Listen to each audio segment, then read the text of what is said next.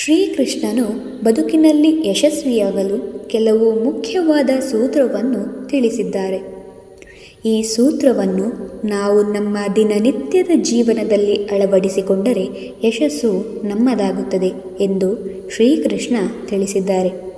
ಹಾಗಾದರೆ ಆ ಸೂತ್ರಗಳು ಯಾವುದು ಎನ್ನುವುದನ್ನು ನೋಡೋಣ. ಪ್ರತಿದಿನ ಮುಂಜಾನೆ ಬ್ರಾಹ್ಮಿ ಮುಹೂರ್ತದಲ್ಲಿ ಅಂದರೆ 4 ಗಂಟೆಗೆ ಏಳಬೇಕು. ಈ ಸಮಯದಲ್ಲಿ ನಮ್ಮ ಸೂಕ್ಷ್ಮ ಮನಸ್ಸು ಅತ್ಯಂತ ಜಾಗರೂಕವಾಗಿರುವುದರಿಂದ ನಾವು ಮಾಡುವ ಧ್ಯಾನ ಅತ್ಯಂತ ಪ್ರಭಾವಕಾರಿಯಾದ ಪರಿಣಾಮವನ್ನು ಜೀವನದಲ್ಲಿ ಬೀರುತ್ತದೆ.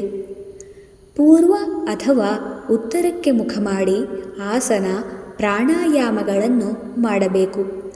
ದಕ್ಷಿಣ ದಿಕ್ಕಿಗೆ ಎಂದಿಗೂ ಮುಖ ಮಾಡಿ ಧ್ಯಾನ ಅಥವಾ ಆಸನ ಪ್ರಾಣಾಯಾಮಗಳನ್ನು ಮಾಡಲೇಬಾರದು.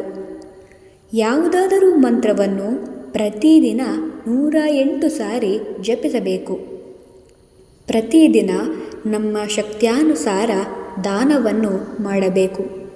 ಸ್ವಾಧ್ಯಾಯ ಅಂದರೆ ಪ್ರತಿದಿನ ಗ್ರಂಥಗಳನ್ನು ಅಧ್ಯಯನ ಮಾಡಬೇಕು.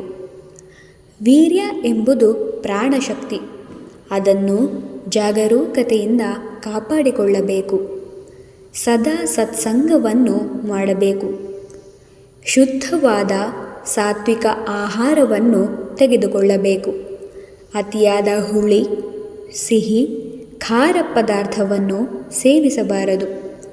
ಈರುಳ್ಳಿ, ಬೆಳ್ಳುಳ್ಳಿ, ಎಣ್ಣೆ, ಸಾಸಿವೆ, ಇಂಗು ಇತ್ಯಾದಿಗಳನ್ನು ಸೇವಿಸುವುದು ತ್ಯಜಿಸಬೇಕು. ಆಹಾರವನ್ನು ಮಿತವಾಗಿ ಸೇವಿಸಬೇಕು. ಏಕಾದಶಿಯ ದಿನ ಉಪವಾಸವನ್ನು ಮಾಡಬೇಕು.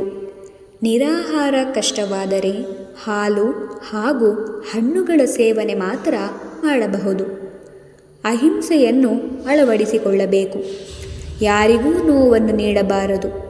ಅವರು ನಮ್ಮ ಶತ್ರುಗಳೇ ಆಗಿದ್ದರೂ ಅವರಿಗೆ ಒಳ್ಳೆಯದನ್ನೇ ಬಯಸಬೇಕು. ಇವುಗಳನ್ನು ಜೀವನದಲ್ಲಿ ಅಳವಡಿಸಿಕೊಂಡು ಯಶಸ್ಸಿನ ನಿಲ್ದಾಣವನ್ನು ವೇಗವಾಗಿ ತಲುಪೋಣ.